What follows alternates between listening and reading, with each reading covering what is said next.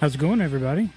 Hey, Been a while. it's been a while. Sorry about that. That's okay. Been running all over the place, and you have too. Yes. You a little bit more than me, though. Yeah, no, absolutely. It's been crazy. So the church that I work for does sabbaticals, which I gotta admit, my father was a pastor, and I was like, I don't remember him ever taking a sabbatical, but I do remember him going to conferences and stuff like that. Maybe it's something that I just forgot. So I asked him, like, hey, when you did a sabbatical, how did that go? What did you make sure and do, or how did you approach it? And he looked at me squarely in the eye and goes, never had a sabbatical. Wow. So over 40 years of, it's close to 50 years of ministry total, or being a paid minister total, and never had a sabbatical. So That's crazy. yeah, it is a blessing. It is something that I feel like a lot of churches and ministries are trying to get back to, and understanding that people are on call in a different way than ever they have been before, which I got to see that a little bit. My father was a pastor, or I remember my father being a pastor when cell phones, or mobile phones, I won't even call them cell phones, mobile phones first started making their appearance. And the idea that dad was reachable all the time, just, I mean, it was crazy. I do remember when we used to have dinner, and we would turn the ringer off on the phone because we were having dinner together. That doesn't happen anymore. No, there's always a ringer on, or Yes, somebody's vibrating. And anyway, so it's kind of a different thing, and I'm grateful for it. I think that other industries should look at sabbaticals as a benefit. Absolutely. Yeah, it's a way to keep your people going and not burning out. Yeah. Our current model is that during your fifth year, so like after 4 years, during your fifth year, you take a sabbatical, and it's different number of weeks based on different amounts of responsibility and stuff like that. But you take a sabbatical during your fifth year, and so it's kind of weird because you're always counting by 5. But it's not every 4 years and then you get a sabbatical. It's every 5 years, but it's during the fifth year. Okay.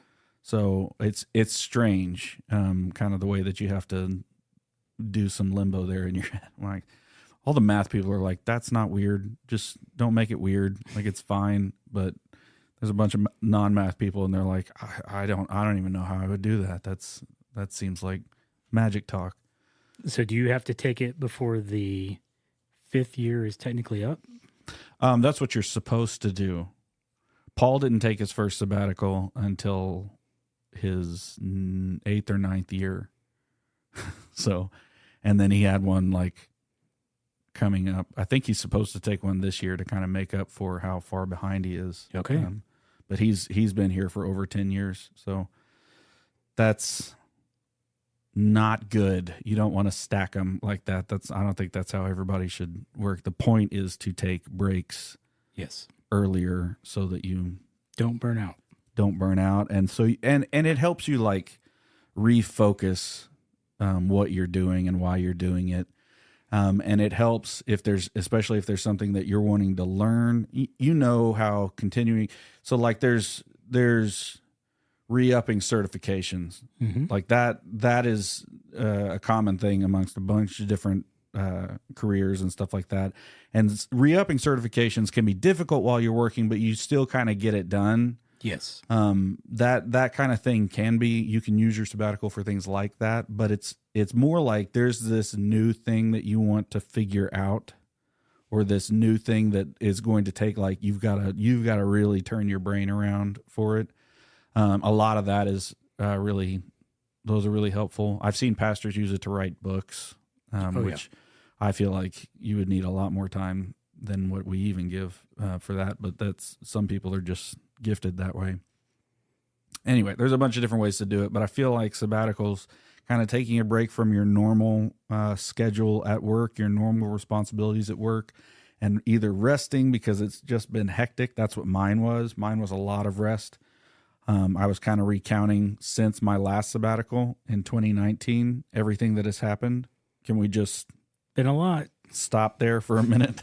It's like, oh my gosh, like the entire world has changed, and especially what we do. So Yeah, it a lot like 2001. Now it feels like, I guess technically 2000 was where I'm trying to go with this. 2019 feels like the last year before the world went mad. yeah.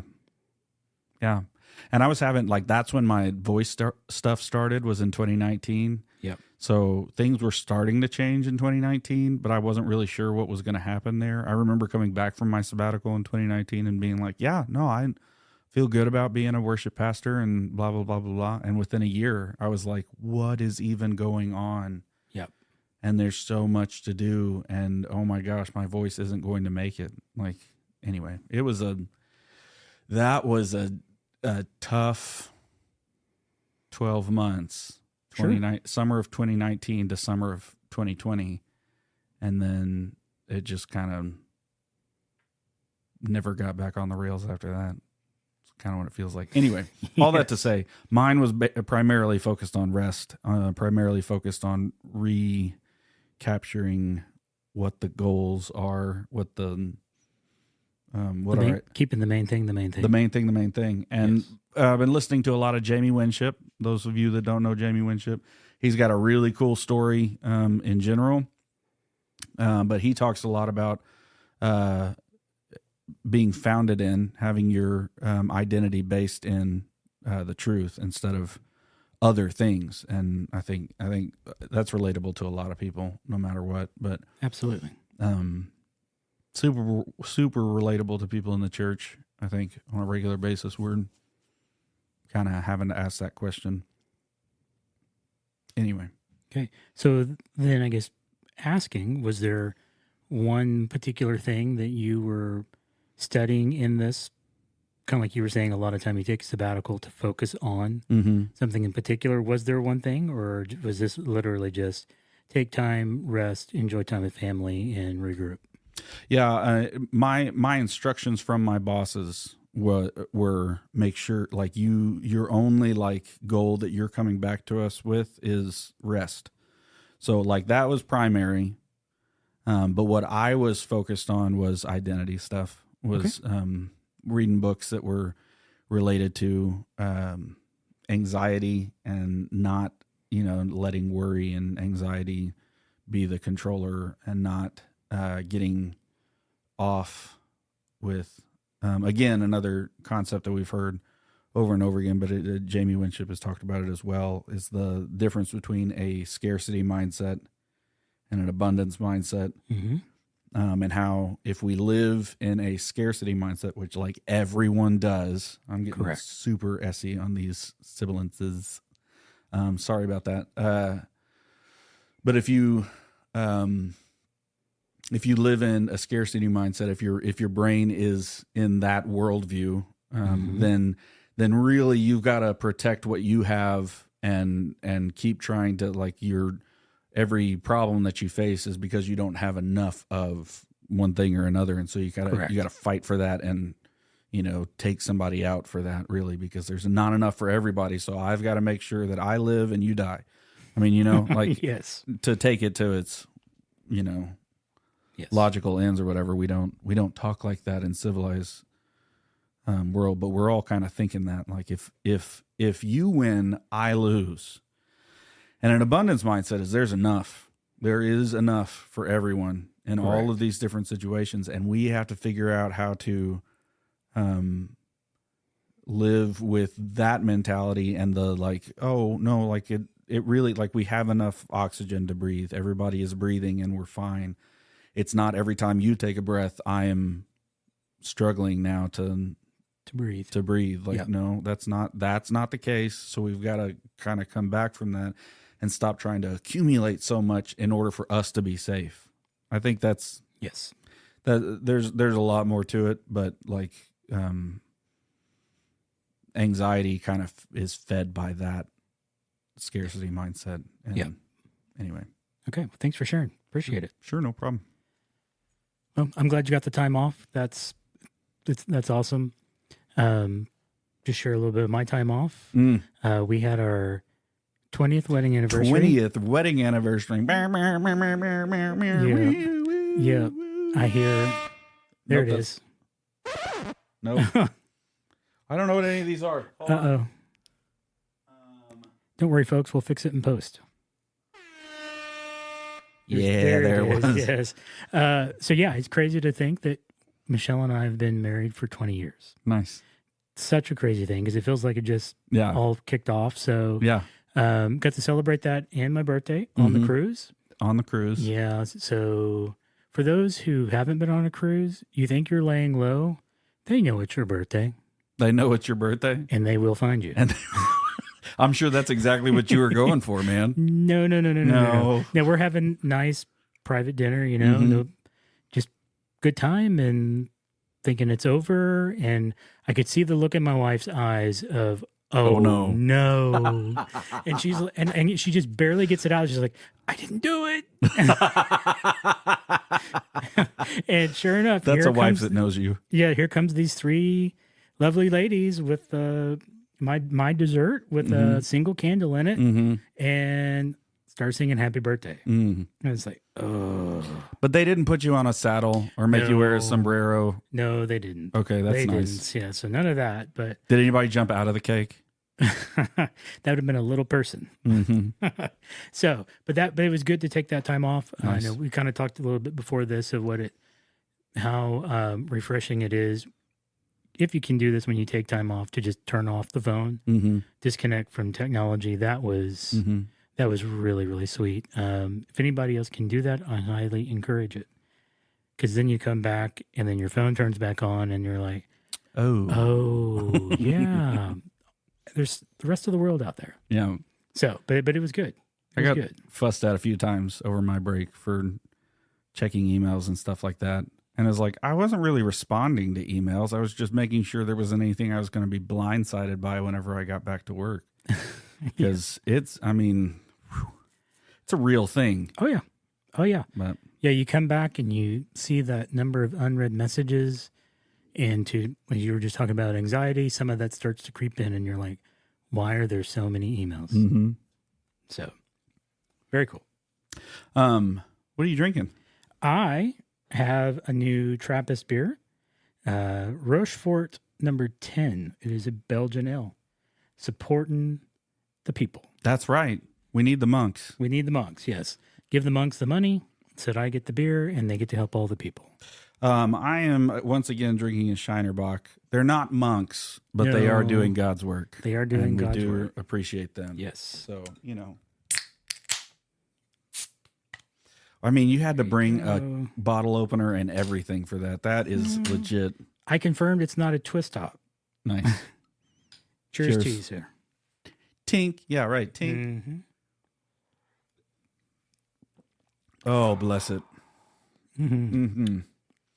Okay, so Shiner has I like their this is their normal one. They've got the black Shiner that's really good. Yep. And they've got a new, I don't know if it's new, it's the first time I've had it, but it's that it's like a Mexican beer. I forget what they call it though. It's pretty good. With lime, I guess, or no, they've got one that's sea salt and lime. okay. And that one's kind of a like if you just get done mowing your lawn, that's a good one for that. Okay. But this is more like a Dos Equis, more like a okay. not a Corona, but Okay. maybe the Especial. I've never had all the Coronas that they have, but ooh. So I do have an honorable mention for a beer. Yes. When we were in Belize, Okay. we stopped and I tried it's probably like Foster's in Australia, but they claim that this was the beer of the Belize people. And so I had to have some. It was remarkably smooth, very little aftertaste that some beers have. Yeah. It was more of a, I guess almost like a blonde, which Okay. I'm not normally a fan of Right. myself. I like my dark beers, but this was really, really good. Like a blonde that has flavor though. Yes. Because some blondes, like, okay, so there's a Dominican Republic beer Okay. that I've been told about. It's called El Presidente or something like that. It's the president's beer. Okay. right? It is regulated by the government Wow. in terms of like there's rules. The rule is it has to be served at a certain temperature.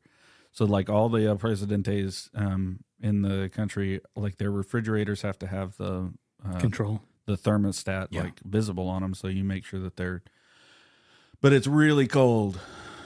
And Almost you to the point know- of ice chips? You know why they got to have it really cold, because when something's really cold, you can't really taste it as much. Well, maybe that's why Natty Light tastes so good when it's coming out of a frozen cake. That's exactly why Natty Light tastes that good. That's the only reason Natty Light would ever taste good. Yes. Golly. Yes.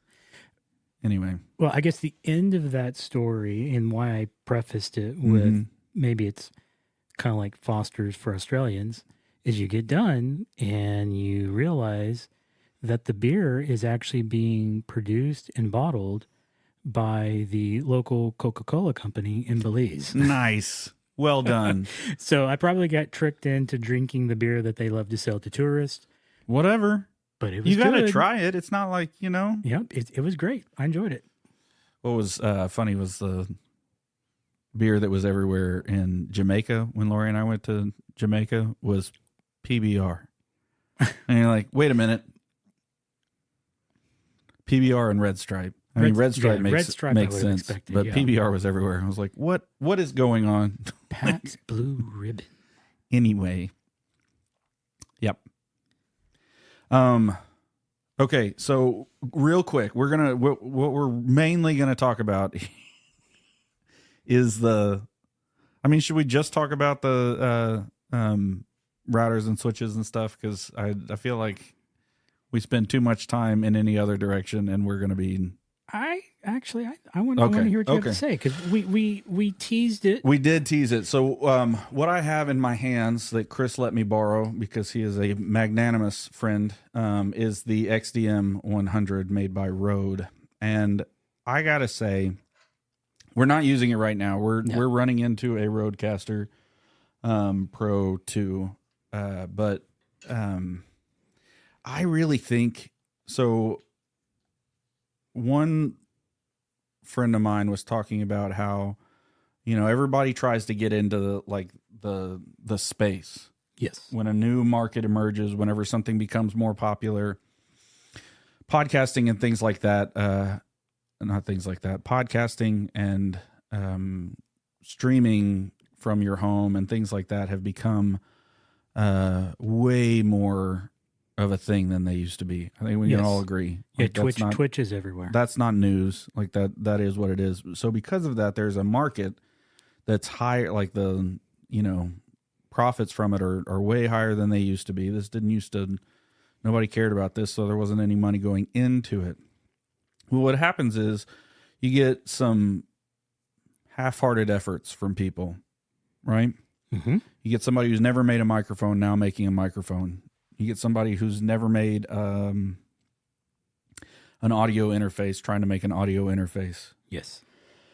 So what you have to be careful of is that inside of that, you may have somebody who's made fantastic. This will just be a nameless entity that nobody knows or could figure out. A nameless entity makes fantastic microphones, but they've never really been in the audio interface game. And so they take one of their microphones and they're like, okay, well, we know how capsules work and we know the basics of ADDA. Mm-hmm.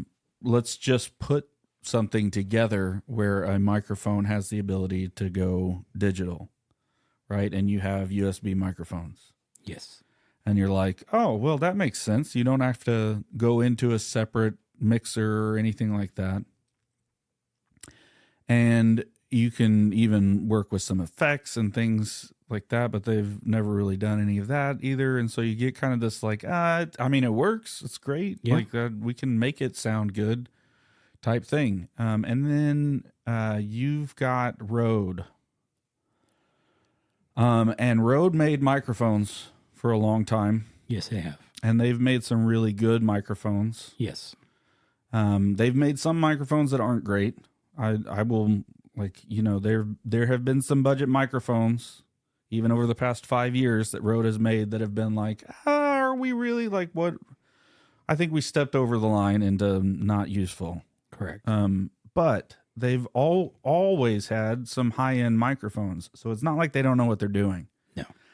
And then they went this direction of making audio interfaces.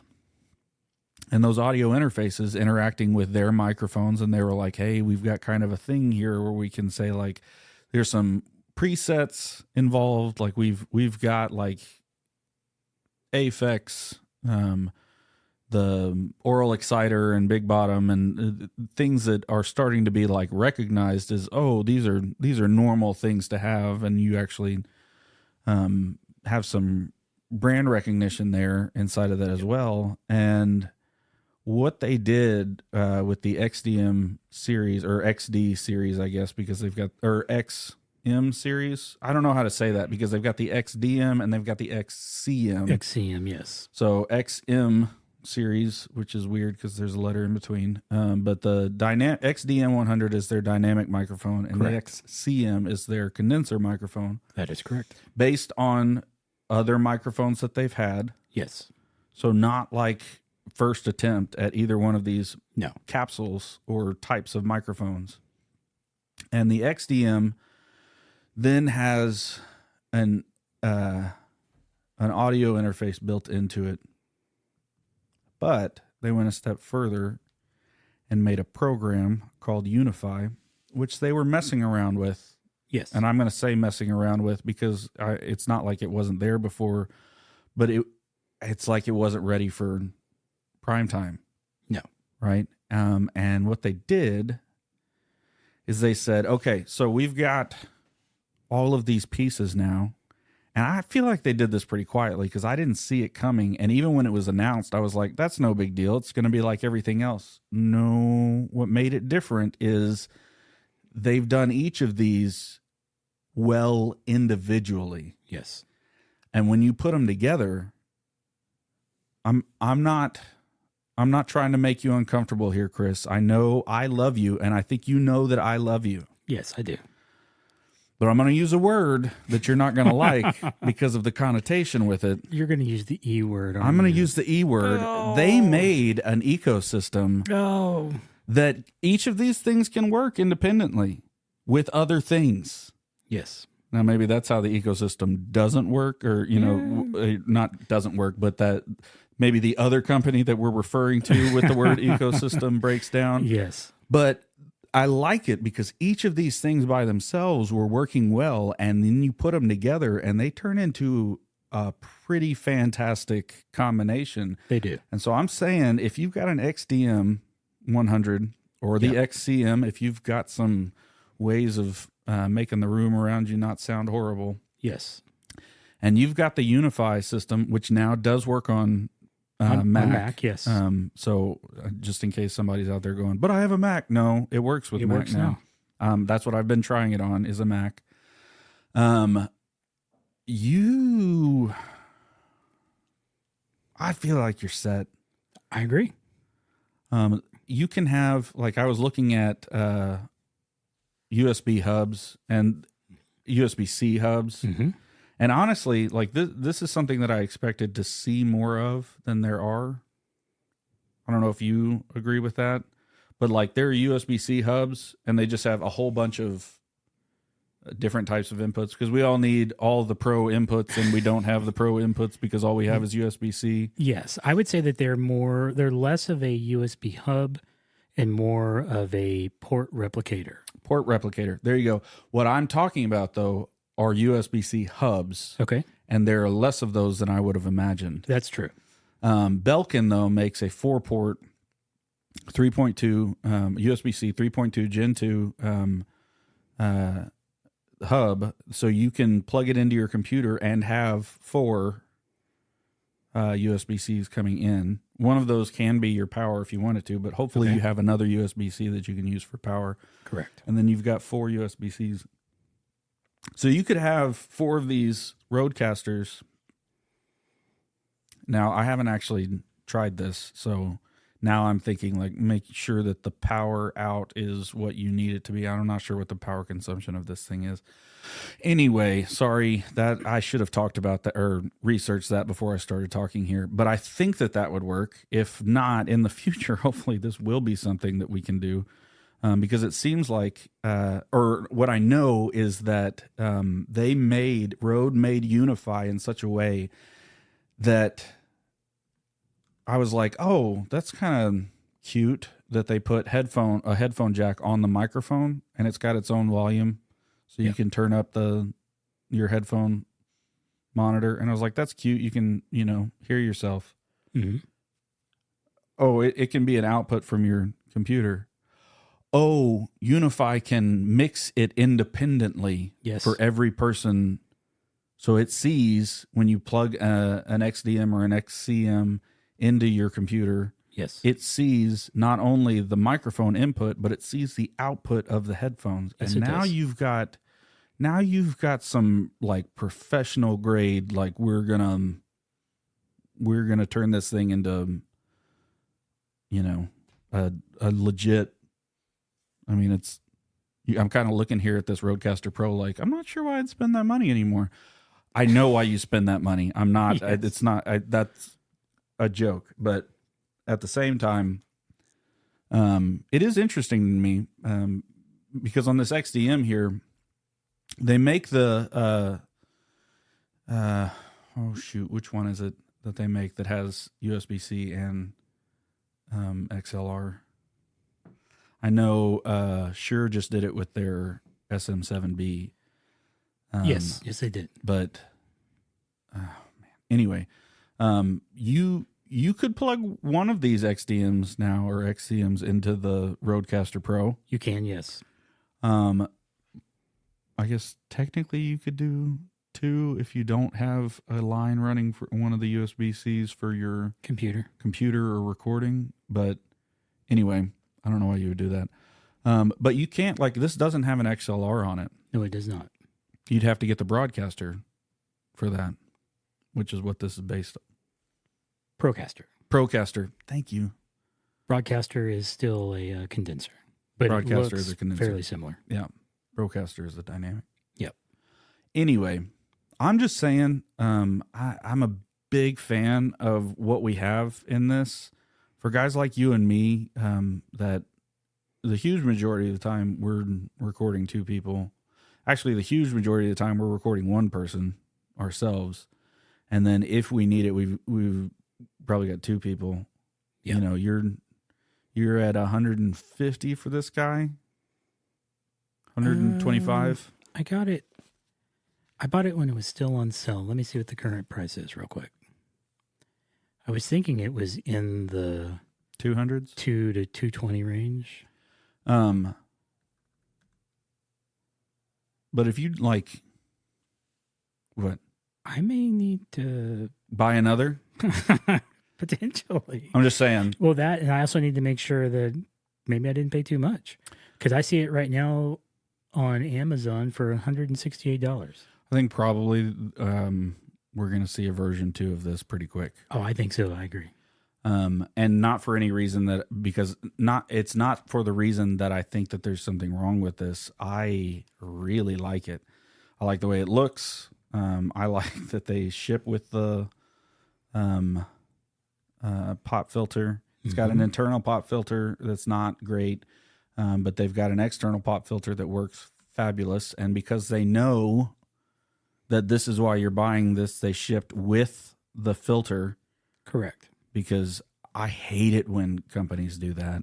They're like, you're going to buy one.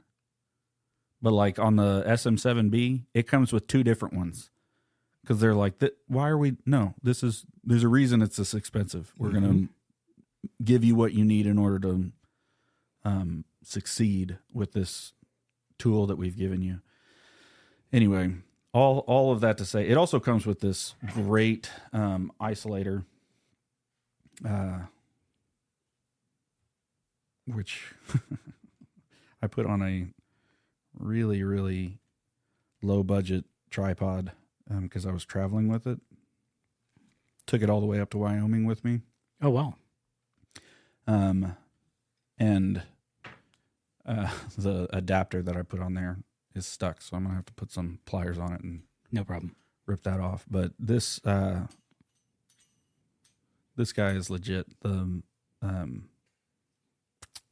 shock mount. shock mount. Thank you. Yes. I was like isolator, noise isolator. Yep. Shock mount. That's the word that I'm looking for. The shock mount that it comes with as well is very high quality. Yep. And does a great job. And I did overpay. I paid $219. Sorry, man. That's what happens in a couple of months. Stuff happens. But it's fantastic. I think it's worth $219. I think it's worth absolutely $250. It has gone down in price, and I would recommend it. And we are by no means getting paid for anything. No. This is our opinion because we spend our money and we can speak freely. I think what really stood out for me on this is they took the Procaster mm-hmm. and they looked at the Podcaster, which was the first attempt that has the pod mic. No, even before that. First attempt. It looks just like a Procaster, but it's all white. Yeah.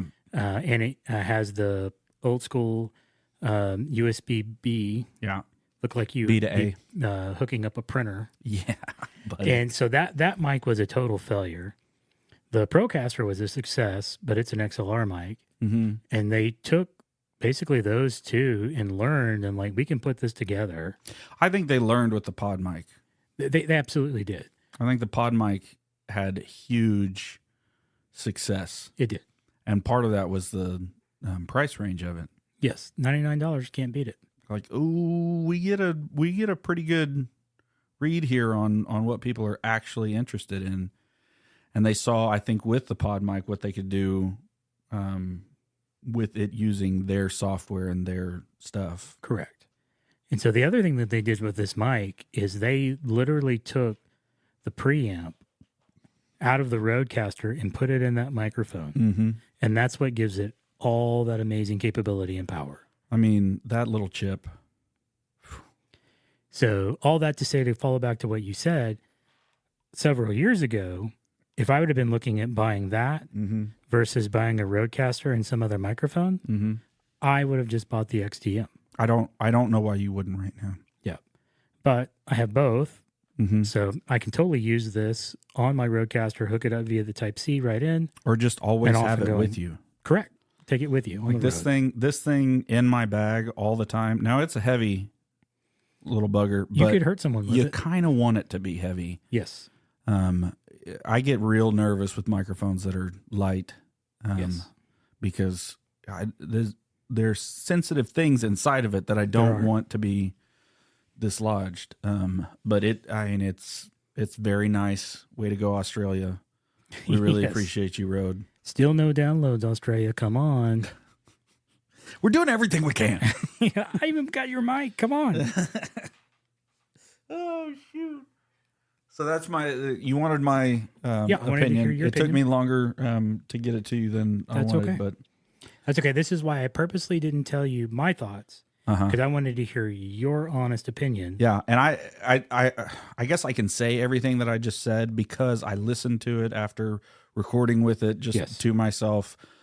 Did a couple just phone calls with it type thing, and it sounds amazing. It does. And there's part of me that's like, how much of that is because of everything else that they do well, and there's part of me that's like, I don't care. It sounds good. It does. Sounds really good. Pretty good noise floor and all that. So, yep. Anyway. Well, I recommend it. If you're looking for a USB-based mic. Go for it. Hey, we got a little bit of time to jump into our next topic of conversation. Yep. Well, we'll see what we can get through. There's definitely some stuff here that we don't have to go quite as deep. Sure, we can next time, though. Yeah, absolutely. Or I'll have this in the show notes as well. Mm-hmm. Maybe this does turn into a two-parter. Mm-hmm. So, I mean, if we don't mind it turning into a two-parter, then we'll just go right on through it, and we'll pick a point to stop and come back. Yeah, we'll see. So, all right. So we're shifting gears. No pun intended. Got out of the A. Now we're Yeah. getting back into the I. Yes. Yes. So let's talk about routers and switches and how they work and the OSI model and What are you even talking about, Chris? yes. Why isn't everything a router? Seems like it these days. At least that's what they call it. Oh my gosh. So let's start with OSI. This may crank the geek knob for some of you. So if you're not into this, maybe come back for next show when we're actually talking about the hardware. Yeah, I will tell you, I started looking at it because I was like, I like OSI is not something that I'm very familiar with. I'm more familiar with the TCP IP Yes. model. Yes. So that's in the show notes as well. It is. Yes. And it took me a second to realize we're talking about the same thing. Essentially, yes. Yeah. Yeah. So, all right. So OSI. What is the OSI? Let's go. Yeah. What is it? What are you talking about? Yes. So it's a framework that enables network-based hardware Mm-hmm. to talk between vendors. If you go far enough back when you and I were little kids and networking was a extremely new phenomenon, Mm-hmm. you had to make sure everything you bought came from the same manufacturer Right. because they did not talk to other manufacturers because they did their own thing. Right. They technically were Ethernet Mm-hmm. or token ring, depending upon what you were doing at the time, if you liked IBM. Mm-hmm. But as far as vendor to vendor, sometimes it worked, sometimes it didn't. And you'd bang your head against the wall and there's really nothing you could do about it. Yeah. If you're still thinking like, what are they talking about? Hopefully, if you've made it this far in the show, like you at least know what a driver is. Hope so. And imagine there is no driver. It's either already in your computer, or you don't get to use the Piece of hardware, yeah. piece of hardware. Yeah. So that was the beauty of this, was a way to bring all of this equipment together Mm-hmm. and to make sure that one vendor talks to another vendor. Now, with that being said, you do occasionally find some stuff that doesn't work quite the way you intended. That happened within the last, when did we get those HP switches? 2007. So I love that you just like, in order to come up with this, like an example of this, just said, when did we get those AP switches or HP switches? Like, thank you. Well, it was as I was going through this, it just, it came up. Yeah. So we were trying to get HP switches to talk to Cisco switches, and we were trying to do trunks. Right. So switch to switch communication, which allows multiple virtual networks to pass over a cable. And what we learned really quickly is that those HP switches and those Cisco switches, they didn't like each other, and they were a bugger to get to work. Mm-hmm. And so we were like, well, we're going Cisco anyway. So HP was out, Cisco was in. And once we did Cisco to Cisco, it was great. They're like, oh, no, we know what we're talking about. Yes. Yep. So that shouldn't have been a thing in 2007, considering that this came out in the 70s for the original piece of it. But it did. And it still happens. Yeah. I had a incident this morning without going too far in the weeds. My brother has a brand new TV, would not talk to the router supplied by CenturyLink. We're talking brand new hardware and still just isn't talking. Man, that's annoying. All right. So coming back, getting off the squirrel chase. Sorry. So you've got a framework, a language, I don't know what other, like I'm trying to think of words that are going to help you think of like the way that these things talk to each other in a way that is going to make sense to both of them. Yes. It's a manual, if you will. A manual. So, there you go. Yeah. So OSI. OSI, the Open Systems Interconnection. Which totally makes sense. Oh, of course. Of course. Open. Yes. So they basically came up with the standard. The late 70s, was published in 84. ISO. So now you see the letters just swapped. Wait a minute. Yes. ISO 7498, and the most current version And here's some additional letters. The ISO/IEC 7498-1 from 1994. So no major change since 1994 when we were in high school. That's rough. Yes. And it establishes... I mean, it's good. The amazing thing, it's still working. The fact that it's still working, I guess, means they thought of most things. Yes. And they've had sufficient buy-in that there was no need to come back and force people to get back into this because they realize everything's got to work. Mm-hmm. So it created a 7-layer model. Mm-hmm. You briefly mentioned TCP/IP. We'll kind of go over how those are similar. Mm-hmm. And there is also one other that I did not include in here, but it's very similar to TCP/IP. In fact, I think the structure, there may be one change between TCP/IP and DoD, but essentially it achieves the same thing, just with fewer layers called out. Mm. So let's dig in. So you've got 7 layers. The very first layer that we'll start with is the physical layer. That name alone may make people think, oh, some type of physical device, and that's correct to some degree. So it basically has to do around the medium or the cabling, if you will. When you say medium, you mean like what it's being transferred over. Correct. So you go far enough back, it was coax. Mm-hmm. And then that's one kind of copper. It's one kind of copper. Yes, it is. With B and C connections. Blech. Yes. And you had to have a terminator at the end of the chain. Yep. If you don't have it, all kinds of badness. Yep. So some people may know the Terminator reference, not the movie. I was like, I hope they do. But I'll be back. It's a different Terminator. From DMX Lighting. Yes, DMX Lighting. Yes. And, thank you, AVL. Yes. And the other that some people may know, again, depending on the age of our listeners, is SCSI drives. SCSI drives. You had to have a terminator in your SCSI chain. Gosh. Hold on. I'm going to feel old for a minute. Yeah. Okay. All right. We're back. Yeah. So coax into copper, eventually into fiber. Another piece that exists here as well would be your network card. Mm-hmm. That is going to fall into physical. layer 1 or physical layer. So this basically, we're not going to go into too much more detail. If you want to read this framework, knock yourself out. Right. But essentially, this is layer 1, physical layer. It basically describes everything that has to occur at this layer for one device to talk to another device. Right. If I plug my computer into your computer over a network drive or over a network cable. Sorry. Yes. That made it weird. Network cable. It's the beer. Sure.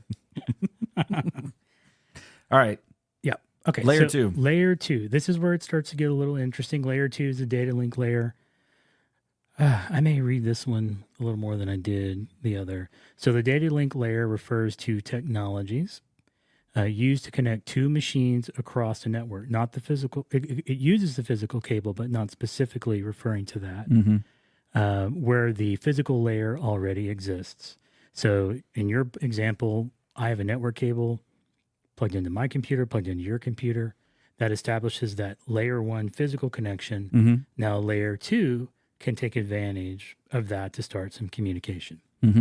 So it manages what are referred to as data frames, which is the data at that layer, which basically it says are digital signals encapsulated into data packets. Oh, packets. We're getting nerdy.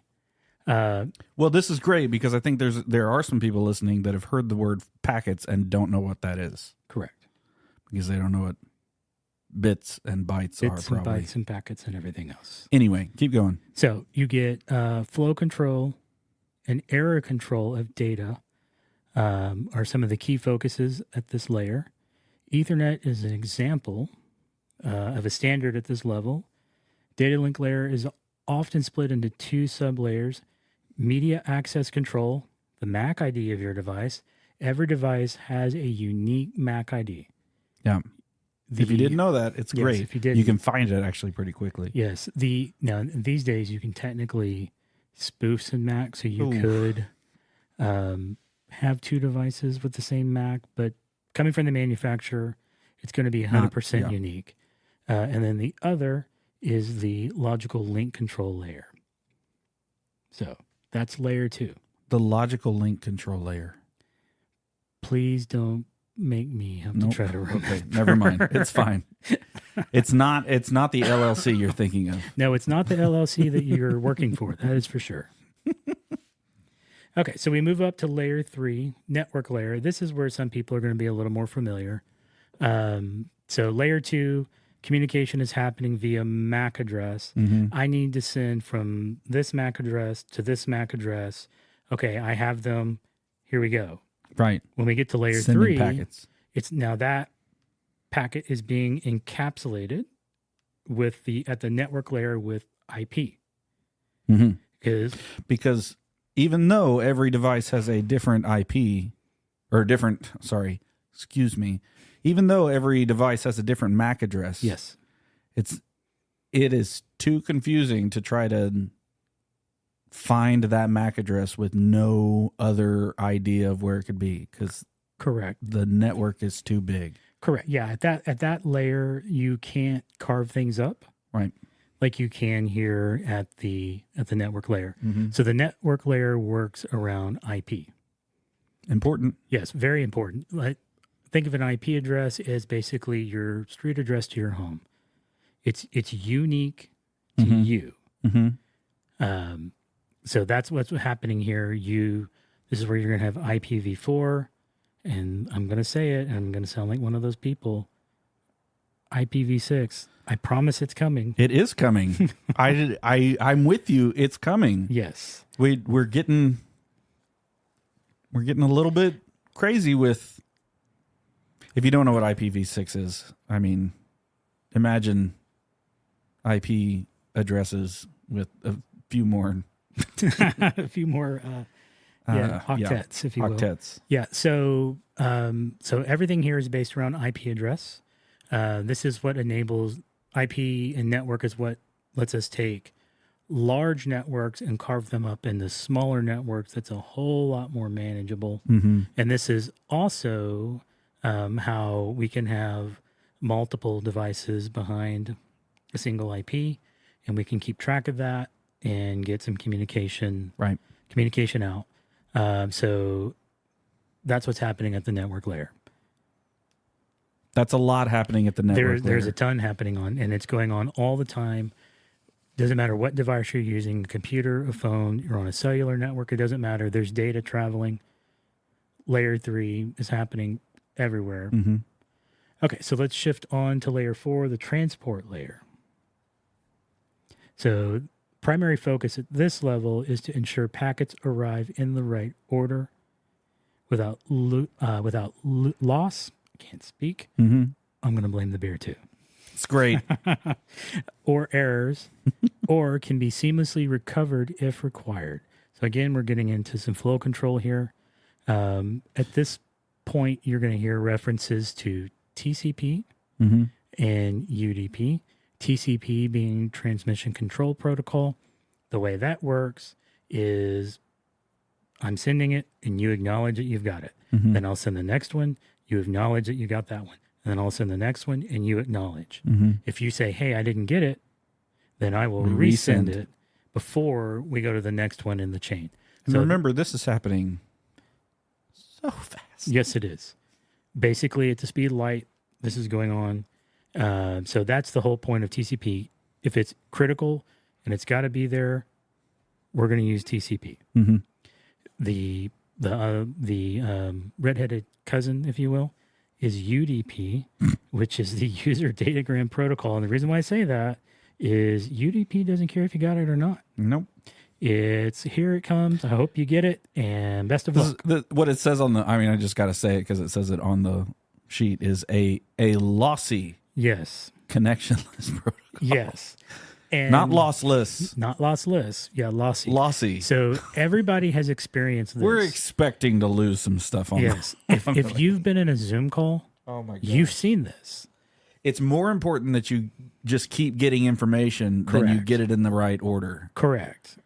Because if you were waiting for all of the Zoom call to come in order, it'd be an absolute nightmare. So I always talk about like the difference between a radio signal, which is lossy, Yes. and a digital signal, which is usually lossless. So like there's an element of like when wireless mics went digital, it's like that doesn't sound right because you hear like this weird digital break off of information. Yes. And when it's Analog. it sounds more like it just got weaker. Yes. So Yeah, and that there's- digital. there is a place for it, but it is kind of funny. Yeah, that digital. It's either there or it's not. Yeah. So if you've ever been in a Zoom call and you're watching a person talk, Fragments. yeah, you see fragments pop up on the screen, or if in one view they're leaning to the left, and the next time it immediately switches and they've shifted to the right, you lost data. You didn't see them move from the left to the right. No. So that's UDP. It's just like, here you go. I hope you get it. Lossless would be more the like you see them stop and then you see them really quickly jump between a few different Correct. locations. Yeah, you'll see and it then they're try to speed back up and catch back up. yeah. This also happens in phone calls as well. Does it? Yeah. It's best effort. Because yeah. again, if you're Best waiting for everything they're saying to come up, there's going to be pauses, and you're like waiting. You mean lossy? waiting. Yeah, it'd be lossy. Yeah. Yeah. Yes. So you get the same thing in phones. Cell phone, if you're using a digital phone at work, you're going to see that exact same experience. So Where that is not helpful is if you're sending a file, like a Word document or something like that, and it shows up all out of order. correct. That is the opposite of helpful. Yes. Okay. So Next layer. next layer, we are going to layer 5, the session layer. This is responsible for network coordination between two separate applications. Session manages the beginning and ending of a one-to-one application connection and synchronization conflicts. Yeah, you lost me. So an example at this layer would be network file system or server message block, SMB. Oh, okay. SMB is going to be in the Windows world, NFS, Linux, Unix, some Mac, are some common pieces at that layer. Yeah, you may have had to try to, if you've ever in the past, I don't know, 10 years, 15 years, had to try to connect a Mac to a Windows share? Windows share or a server. Yes. SMB://. Important to tell it what kind of block you're looking for. Yes. Anyway. Okay, so let's hop up to layer 6, presentation layer. Not necessarily what you're thinking, possibly. No. This is primarily concerned with syntax of the data for applications to send and consume. This is the network's PowerPoint. Yes. So examples here is HTML, JavaScript, JSON, CSVs are all modeling languages to describe the structure of the data at the presentation layer. Yep. So if you've ever worked with any of that, you have experienced what's going on at the presentation layer. Yeah. I mean, I think HTML is the one that we all Most people will know that. Basic web page. CSV is actually like it's because it's so simple, it's widely adopted for different things. Yes. But HTML is the one that I think people are going to remember. They're going to recognize the most. Yeah. Okay, so let's jump to layer 7, the application layer. This specific layer is, I think I just said specific and not specific. I heard specific, but again, the Okay. beer is doing its job. Yes. So application layer is concerned with a specific type of application itself and its standardized communication methods. Okay. That's a lot of gobbledygook. An example would be a web browser can communicate using HTTP Mm-hmm. or HTTPS. Mm-hmm. And email clients, if you still have some of this out there, possibly POP3. Long live POP3. Long. You're so weird. Yes, and SMTP, which is SMTP. yeah, you've got to have SMTP or you're not transmitting. Yeah, no, that's important. Yes. POP3, for those who don't know, is the old school way of getting your email into your client. Mm-hmm. And it was, I want it, give it to me. Okay, delete it, I've got it. Yep. And that was going on all the time. It's hard for me to imagine why you would like that, Chris. Long live POP3. Oh my gosh. So, All right. all right. So that is the 7 layers. And so for those, I know you can't see this right now, but it will be in the show notes. Yeah. We've got a graphic here that kind of shows a comparison of the 7-layer model versus the 4-layer TCP/IP model. Mm-hmm. And don't hold me to it, but if I remember correctly, on the DoD model, transport and internet are connected together, and that's referred to as the network layer. I will confirm that. What's if the I'm network wrong- interface known as? That is data link and physical. So I believe that Physical.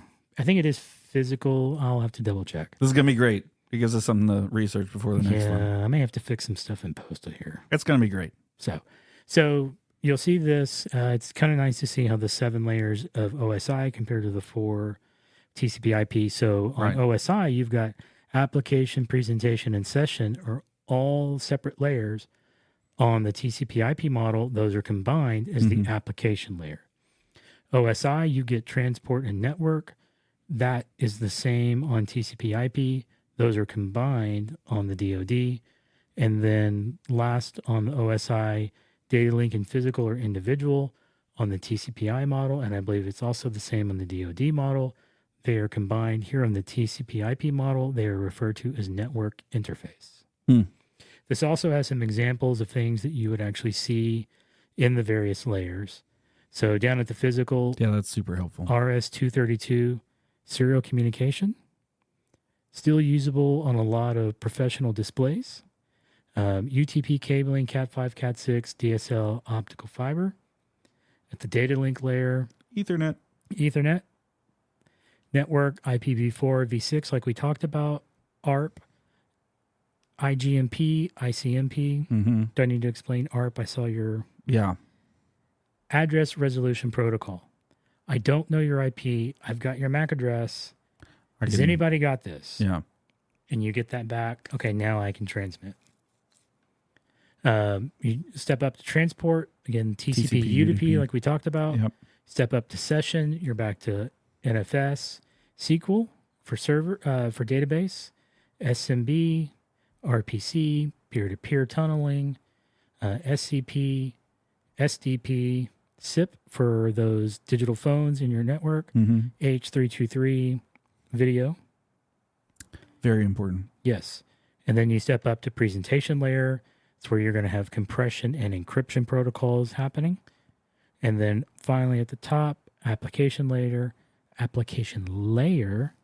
Modbus, SCP2, DNP3, HTTP, ICCP, BACnet, OpenADR, Goose. Please don't ask me to tell you what some of those are, because some of those I don't know. That's awesome. But that's basically what's happening. And then specific to the OSI model, what I learned in order to remember the Yeah, different. order is all people seem to need network data processing. So that's the first letter of each layer I was like, put into there's not 2 ends. To need is to the transport, not need the. data processing. Oh, you said to. All people seem to need data processing. Okay, great. There was one to go from the bottom up. I didn't learn it. It's So, fine. I think if you got One Direction, Yeah, y'all can Google that. oh, One Direction. bummer. That's a bad reference. Okay. Okay. No more beer for you. So, again, this graphic is going to be in the show notes for people to take a look at. Okay. So, any questions on that? I think we're good. We're ready for Where are we at another on time? beer. 59 minutes. You say another beer. Oh, no. I actually brought another beer. Oh, gosh. No, I can't do it. So, okay, yeah, if we're at 59 minutes, I think we can probably call this a good stopping point. Yeah. So next time, so I'm going to have to come up with a new name for this because Right, the because name that it's- I gave was intended. We can use that on the next one. We can. So try to have fun with the names. I'll have to come up with something. Mm-hmm. We'll figure out what it ends up being. Welcome home. Yeah, it's good to be back. No boostergrams. I mean, Yep. nobody's listening. It's all right. Well, people Love you, are Jason. listening. Well, people are at least downloading. I can say that. People are downloading. It took us 8 shows to get to 300 downloads. Wow. This is show 12, right? Show 12? Show Mhm. 12? Show 12. We are 10 downloads away from 400. Hey. So it's really picking up, which is generally what you see. And if it holds true, this episode will push us into the 400s Nice. because I can confirm that we have at least 11 subscribers, baby. Double digit on subscribers. We made it. We have arrived. So that being said, get this published hopefully tonight. Okay. Don't hold me to it. No, I'm not going to hold We'll you to it. finally break the 400 downloads barrier. Come on, Aussies. I need just one download. Just one. You gotta link Road to us, so somebody from Road is like, wait a minute. Yeah. Hey, Who's we this? talked about your product. We did. Would you like to hear what we said? Very grateful. You can send product. Good job, Road. Yes. Okay. Yes. So, I think, again, this is a good place to stop. I definitely recommend the Trappist Rochefort number 10. Nice. So, Always recommend Shiner yes, absolutely. And the XDM 100. and the XT. It's worth spending your money on. Thanks, guys. Yep. Thank you, everyone. Thank you, John. Good to be back. Thanks, Chris.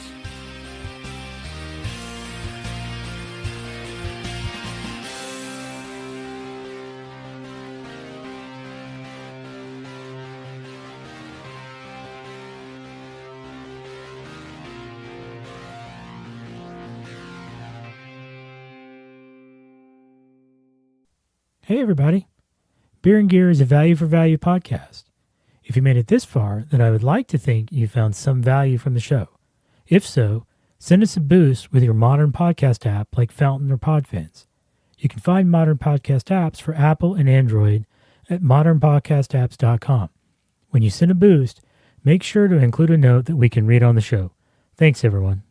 We just need cash. I know a lot of people want to send blankets or water. Just send your cash.